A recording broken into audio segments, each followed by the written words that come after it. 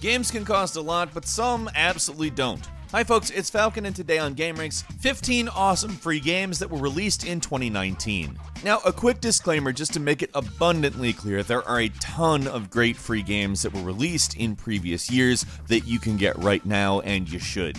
We just wanted to focus on games from this year, because otherwise this video would be basically impossible. Without any further ado, starting off at number 15, it's Quake 2 RTX, which I'm going to go ahead and say is probably the best possible advertisement for Nvidia's ray tracing technology. They got Lightspeed Studios to go ahead and remake Quake 2, taking full advantage of, like I said, Nvidia's new technology. It's Quake 2. If you know what Quake 2 is, it's a classic FPS that's just without a doubt one of the best ever, and it looks better than it ever has before. Obviously, it still retains all of its old 3D models, but as far as atmosphere, completely different. If you've never played Quake 2, I'm gonna go ahead and say, it's a game you should play. As far as that era of FPSs, it's pretty much the best. And again, it just looks amazing now. And remake it and just give it away. Perfect idea. Great idea, Nvidia. And a nice big thanks to Bethesda for letting them do it. Moving on to number 14, the Warframe Empyrean expansion, which is not necessarily just an expansion. They're saying, well, this is more about connection. And in a way, you could almost call it the next version of Warframe, because what they're attempting to do is connect everything that they've done in the previous release new open world, add new thing mode.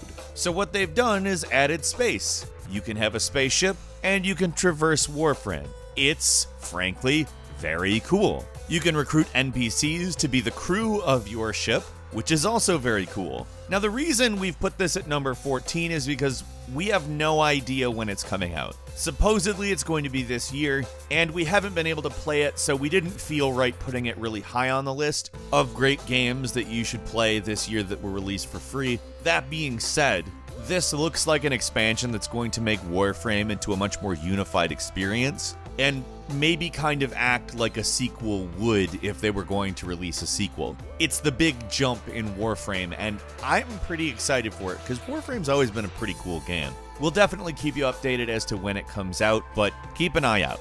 Moving on to number 13, let's talk about Undefeated. Now, there was a lot of Twitter buzz about this, calling it a Superman simulator, and on the surface, I'd say that's basically what it is. You're an invincible superhero with basically unlimited powers and can do whatever, rescuing people, stopping people who are doing harm, fighting supervillains, etc., etc. It's a game that's not going to blow you away graphically. It was made by 3 students, and if you keep that in mind, it's actually fairly impressive graphically. But most importantly, it's fun as hell. There's so much weirdness that you can accomplish just dealing with a big batch of cops, who, by the way, do not like you because apparently they like it when they get to help with their glowing red eyes. Wouldn't really characterize them as the friendly neighborhood cop stereotype or anything like that, though. There's stuff specifically to do, but, you don't have to. Just doing whatever in this game is fun as hell. Undefeated is amazing. Play it.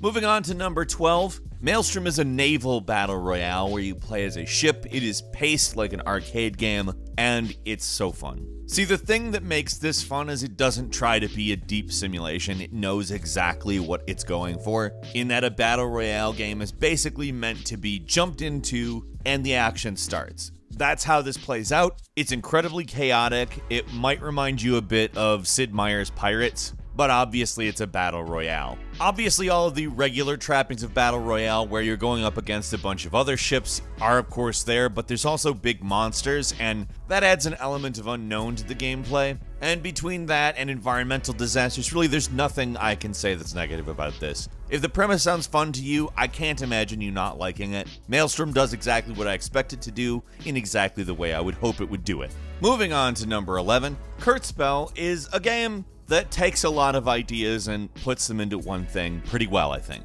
It's a third-person action battle game. I would call it maybe a very action-oriented MMORPG take that's very clearly anime-inspired with a very good environmental visual style. Obviously, the characters look like anime, but the world itself is actually very pretty as well.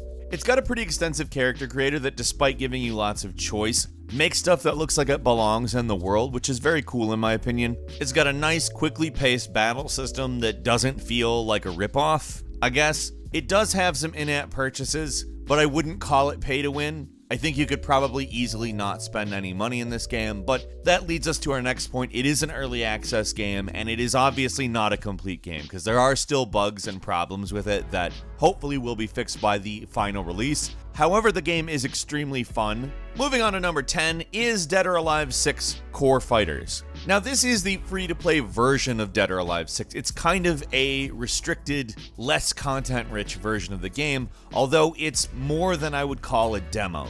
You get access to 4 characters: Base, Kasumi, Hitomi, and a new character called Diego, and you pretty much get every mode except for the story mode is just the first chapter, which is fine because quest mode is absolutely phenomenal. And if you're interested in the online multiplayer aspects of the game, you can participate with this version of the game. There's 2 ways you can buy more content for the game if indeed you're interested in it. There's a la carte, but you'll end up spending a lot more that way. If you want to play through the story mode and want to get all of the characters and all that, just buy the full thing. You'll end up spending less.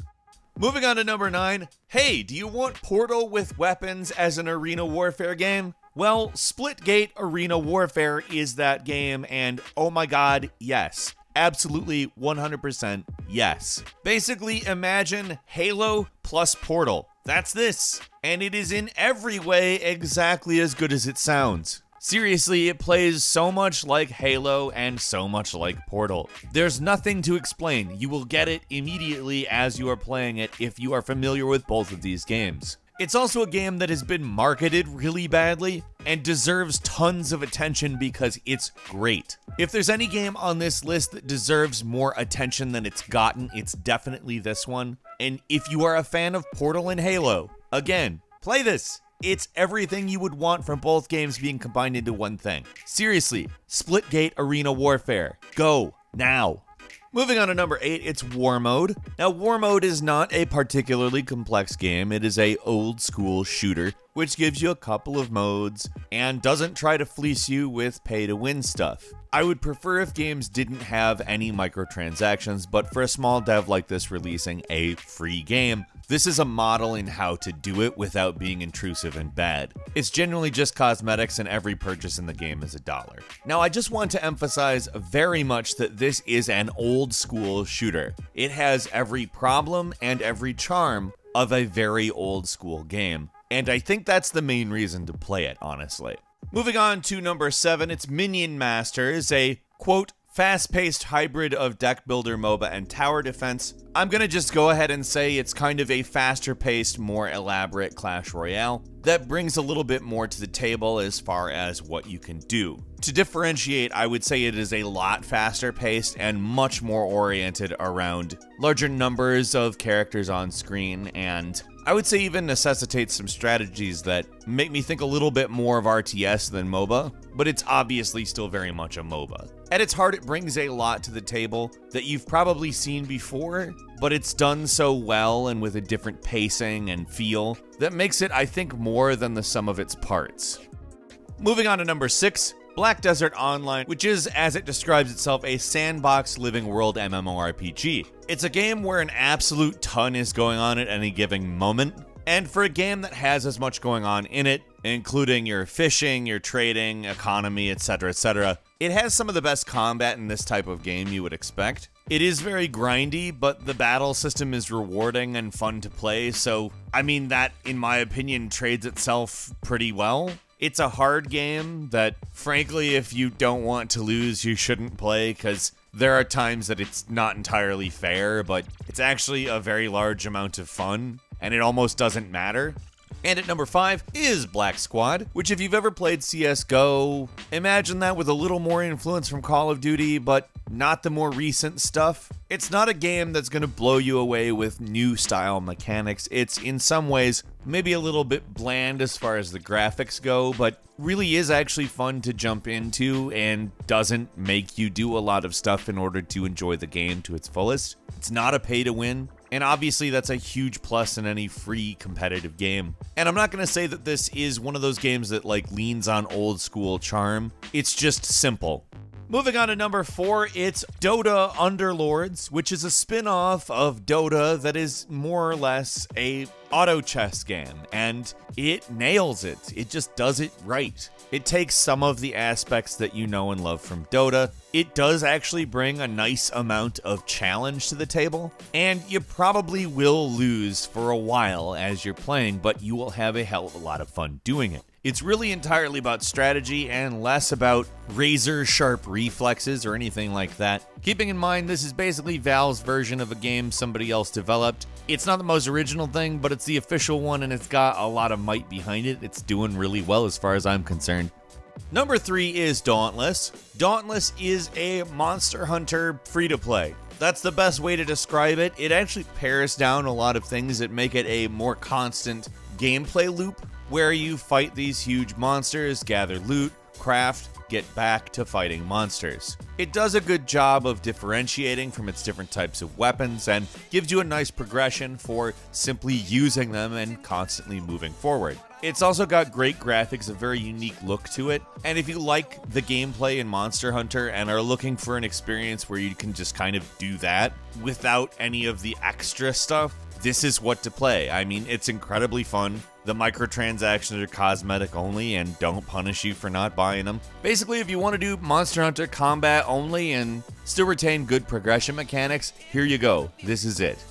Coming in at number 2, Apex Legends is a game that I did not expect to be good. It just kind of came out of nowhere and seemed like, oh, another Battle Royale game. But as it turns out, it takes the best mechanics from the non-mech gameplay in Titanfall and gives you that in a Battle Royale. It also brings in a sort of squad element to it, if you so desire, that I think works better than a lot of Battle Royale squad stuff. That being said, the real reason to play it, like I said, is the non-mech Titanfall gameplay in a Battle Royale. It just works. It works really well. I love the movement mechanics. I love sliding around, and even if I do badly, it feels very cool, and that's always satisfying. Give it a shot, Apex Legends. If you haven't played it by now and you like Battle Royales, what are you doing?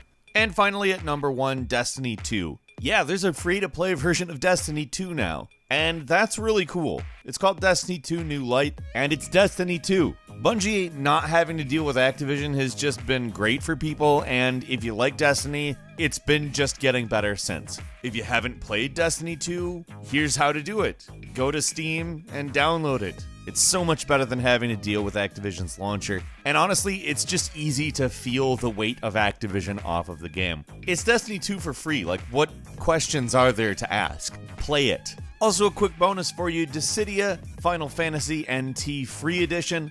Basically 3 versus 3 battles with a bunch of popular Square characters. It's a bit of a divisive game, but it's got pretty darn good combat, and as far as expecting it to look as bad as a PSP game, no, it definitely looks way better now. Moving on, we have Shepherd of Light, which is a student-made game that really does a different thing with its aesthetics. You have to find your sheep, which you've lost, but they obviously aren't sheep, they're just light, basically. They're more metaphorical sheep than anything else. And this essentially involves solving lots of environmental puzzles. Next is Teamfight Tactics, a Riot Games version of the Auto Battler. You'll need League of Legends to play, but that's also free as well. In truth, it definitely does enough to distinguish itself and give itself a worthwhile place in a quickly establishing genre. And I think at this point it's kind of preference because, again, the genre is very quickly establishing itself. Which out of these games have you played? Share your experiences. And if you like this video, please click like. If you're not subscribed, now's a great time to do so. We upload brand new videos every day of the week. And the best way to see them first is, of course, a subscription. So click subscribe and don't forget to click the notification bell. As always, we thank you very much for watching this video. I'm Falcon. You can follow me on Twitter @FalconTheHero. And we'll see you next time right here on GameRanks.